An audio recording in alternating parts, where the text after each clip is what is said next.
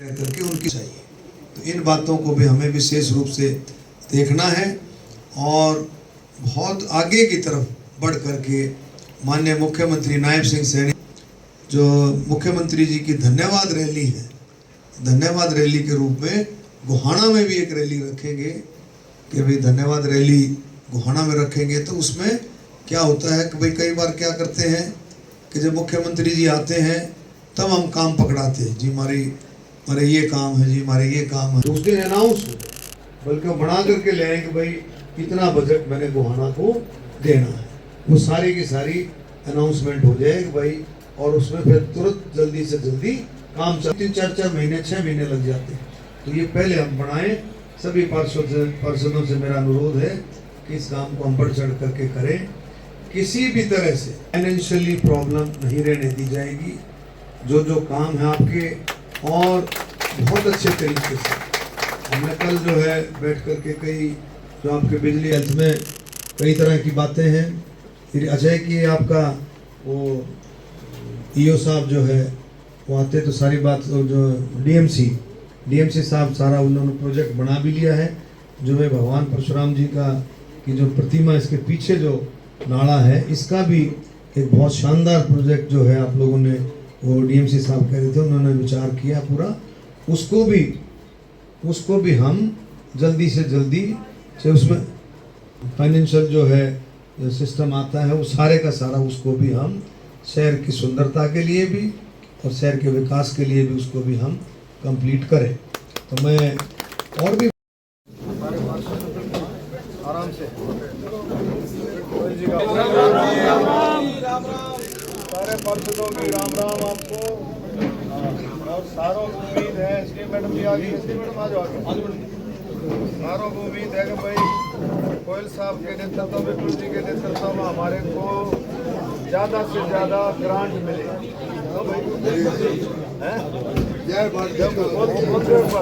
सुन रहे एक मिनट और कर रहा हूँ भाई साहब, भाई साहब 2 मिनट बोल दो, एक मिनट सुनो भाई।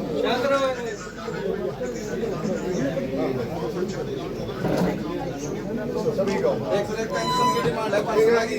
पार्षदों की इस पर को विचार करोगे, हमारा यहाँ सरकार के आने वाले विचार करेंगे। मंत्री जी को जय श्री राम। देखो सर, इधर देखो सर।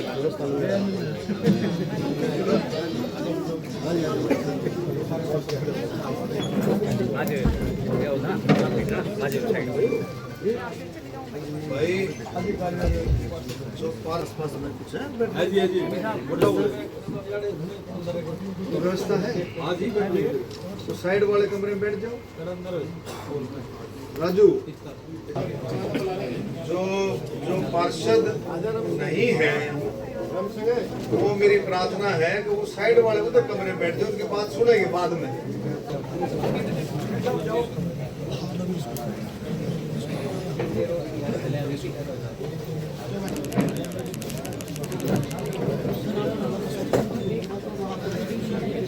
आप एक बार एडजस्ट करा दो, आप सभी बैठ जाओ भाई, और जो पार्षद है एक्स पार्षद वो बैठ जाए, चाहे वो भी बैठ जाए।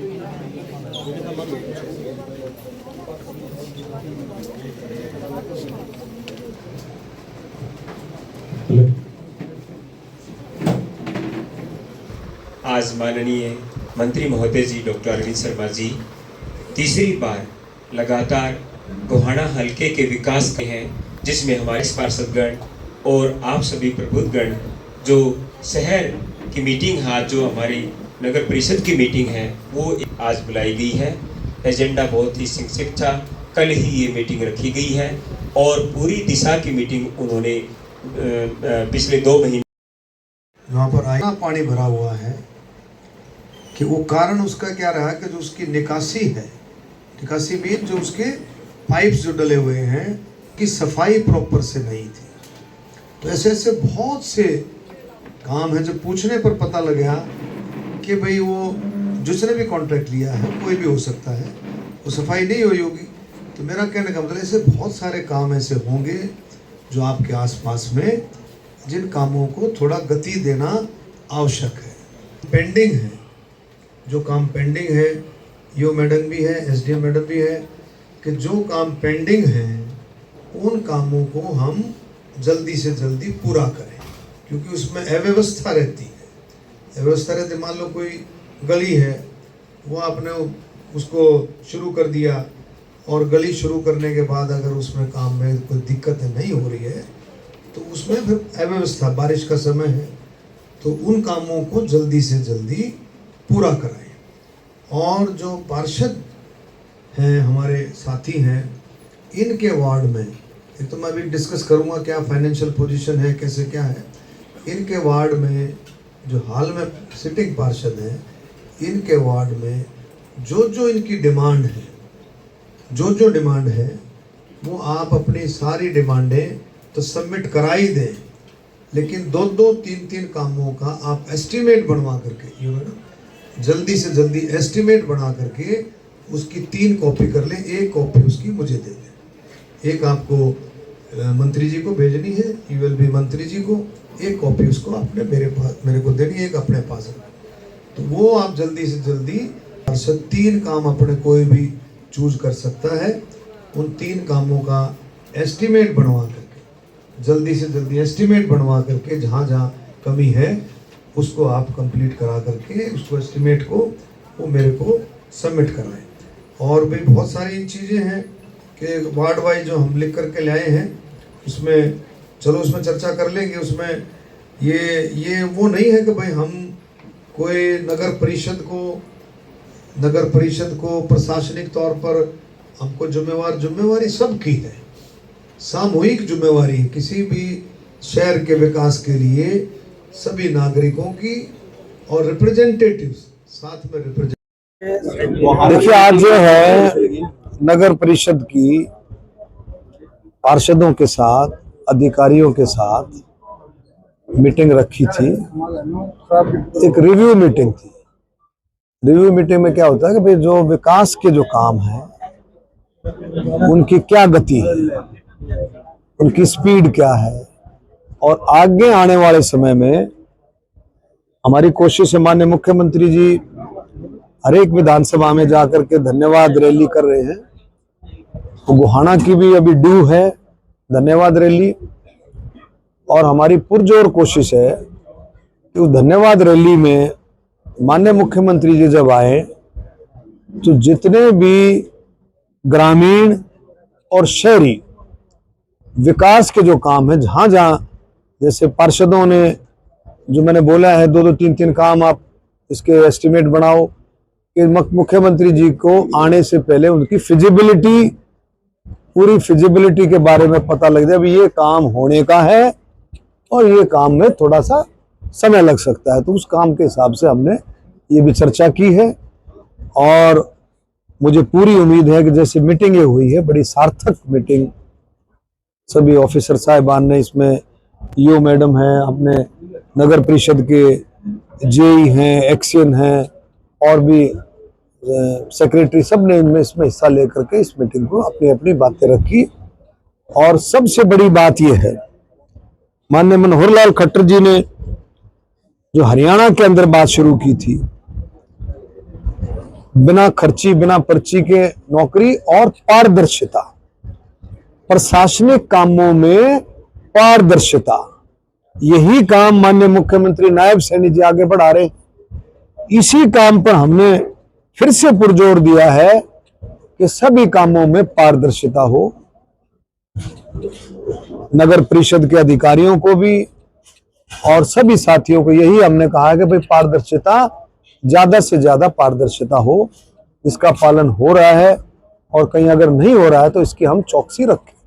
राहुल गांधी ने सवाल खड़ा किया चुनाव आयोग को लेकर। उन्होंने कहा कि चुनाव आयोग जो है बीजेपी को फायदा पहुंचाने के लिए हरियाणा के लिए जारी लेकर घपलाबाजी की है। उन्होंने कहा कि वोट चोरी हुई है।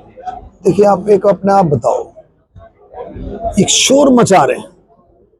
कांग्रेस का काम है कि ऐसे नैरेटिव सेट करना जिनका ना कोई सिर ना पैर। पहले इन्होंने पार्लियामेंट इलेक्शन में क्या किया कि भारतीय जनता पार्टी आएगी, एनडीए की सरकार आएगी, संविधान बदल देगी, संविधान बदल देगी, गरीबों का हक छीन लेगी। आई भारतीय जनता पार्टी, एनडीए की सरकार आई, वो संविधान बदला, आप बताओ को बदला, लेकिन सेट कर दिया, सेट कर दिया। तो ये आप उसका मास्टरमाइंड है कांग्रेस का कि भी कोई ना कोई ऐसा मिथ सेट करना जिससे लोग बाग कंफ्यूज हो। इलेक्शन कमीशन अपना काम कर रहा है। आप हरियाणा में देख लो, हरियाणा में देख लो ना कि भी एक एक आदमी कई में रोहतक हल्के में आप देख लो, रोहतक हल्के में भी ये करवा लो आप सारा वोटिंग का रेक्टिफाई करके। कितने लोग ऐसे मिलेंगे जिनकी 3-3 4-4 वोटें हैं। कोई भादागढ़ में वोट बनवा रहे हैं तो कोई गांव में वोट बनवा रहे हैं, उसकी रोहतक में भी वोट। ये आप समझो, ये फिर ये अगर आप इसको रेक्टिफाई करो तो क्या ये वोट चोरी होगी? अरे भाई, जो एक आदमी की 3-3 4-4 वोट है, एक वोटर की कौन सी कितनी वोट? पूरे देश के अंदर एक आदमी की, एक नागरिक की एक वोट होनी चाहिए। गलत है? वही तो चीज हो रही है कि एक नागरिक की एक वोट हो। अगर उसकी 2 वोट हैं, 2 जगह वोट हैं, एक जगह कट गई तो वोट चोरी है। यही तो बात है। और बताओ, और कौन सी वोट चोरी कर रही है भाई? इलेक्शन कमीशन कौन सी वोट चोरी कर रहा है? जिसकी नागरिक की पूरे देश में एक वोट होनी चाहिए, अगर उसकी 2 हैं, किसी किसी की 3 हैं, किसी किसी की 4 भी हैं, और उसको एक अगर वोट रह जाती है तो वोट चोरी नहीं, फेयरनेस है। ये इलेक्शन साफ सुथरा इलेक्शन हो, उसकी फेयरनेस। मंत्री जी, एसवाईएल को लेकर भी पिछले दिनों मीटिंग हुई थी जिसमें पंजाब पानी देने को तैयार नहीं है। विपक्ष कह रहा है कि कानूनी कार्रवाई करनी चाहिए, अवमानना का केस करना चाहिए। कानूनी तो कार्रवाई चली रही है और केंद्र सरकार भी इसमें बीच में है। चंडीगढ़ में मीटिंग हुई, वहां दिल्ली, तो ये चल।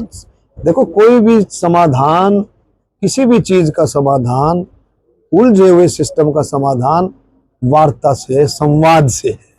मुझे पूरी उम्मीद है माननीय मुख्यमंत्री नायब सैनी जी, हमारी केंद्र सरकार बहुत गंभीरता से लगी हुई है और कोई ना कोई समय आएगा, रिजल्ट निकलेगा। हॉस्पिटल का औचक निरीक्षण आपने किया था, काफी आदेश आपने दिए हैं, किस तरह की दिक्कतें वहां पे देखने को मिली? देखिए, दिक्कत आप समझिए, हॉस्पिटल प्रशासन, हमारे डॉक्टर्स बहुत अच्छे से काम कर रहे हैं।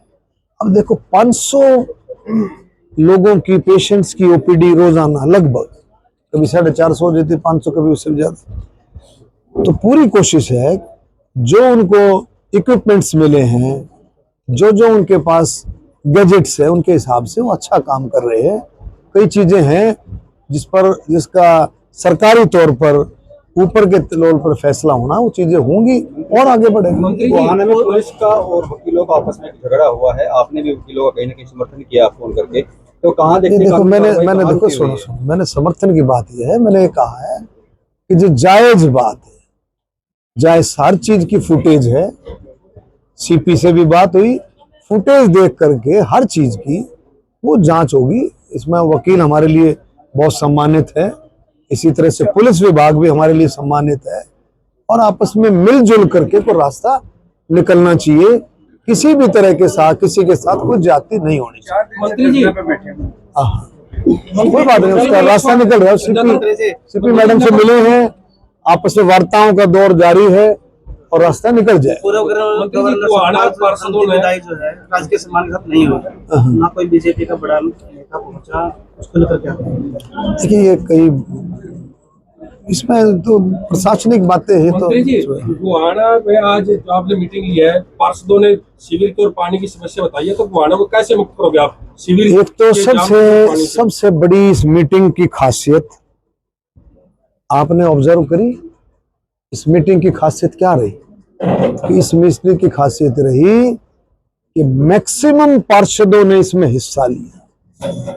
ज्यादा से ज्यादा पार्षदों ने, मेरे ख्याल में कोई चेयरमैन साहब, चेयरमैन मैडम बाहर थी किसी कारण से, त्योहार का और उसका, समझे। 19 से 20 पार्षदों ने हिस्सा लिया और अपनी अपनी बात रखी। किसी का किसी के प्रति कोई वो नहीं था, दुर्भाव नहीं था। सभी का ये था कि गोहाना विकास के पथ पर तेजी से दौड़े माननीय मुख्यमंत्री नायब सिंह सैनी जी के नेतृत्व में, मोदी जी के मार्गदर्शन में। यही सबका है, यही आप सबका भी है। आप पत्रकार भाई भी, इलेक्ट्रॉनिक्स और प्रिंट मीडिया सभी ये चाहते हैं कि गोहाना की समस्याएं, छोटी छोटी समस्याएं हैं, उनका समाधान। धन्यवाद। पहली बार ऐसा हुआ है, पहली बार आई थी गोहाना में जल भरा हुआ था, लेकिन सड़कों की हालत बिल्कुल खराब हो चुकी है। करते हैं सबको। मंत्री जी, पहली बार ऐसा हुआ है किसी मंत्री को जो है नवजागरण के लिए लिस्ट में शामिल नहीं किया गया, अनिल विज जी को। कोई बहुत को उसमें होगा, उसमें जो है ना, कई बार स्वास्थ्य का कारण भी। और भी अनिल विज जी हमारे बहुत सीनियर नेता हैं, वो तो दूसरों को शामिल करने वाले लोगों में है, हमारे सीनियर नेता हैं अनिल विज जी, सीनियर मंत्री हैं।